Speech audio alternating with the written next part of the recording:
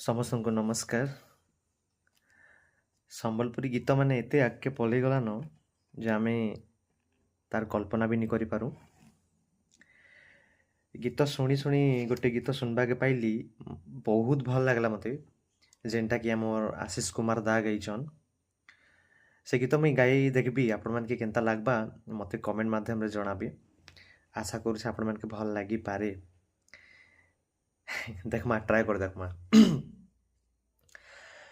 ଗୁଟେ ନଜରେ ଯେନ୍ ଦେଖୁଛୁ ମତେ, ଆଏଜ୍ କାଣା କହ ହେଇଛେ ତତେ।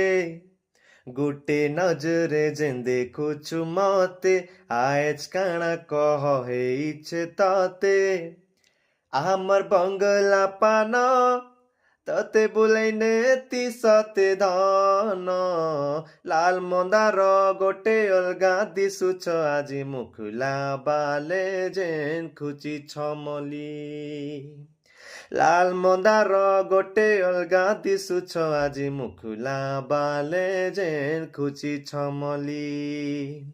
ସାଙ୍ଗ ସେହେଲିର ଭିଲେ ଦୂରୁ ହେ ସବାରି, ପାସକେ ଗଲେ ଧନ ତମେ ଯାଉଛ ଲଜେଇ। ସାଙ୍ଗ ସେହେଲିର ଭିରେ ଦୂରୁ ହେ ସବାରି, ପାସକେ ଗଲେ ଧନ ତମେ ଯାଉଛ ଲଜେଇ। ଧନ ଯାଉଛ ଗୋ ପୁରା ଜଲି।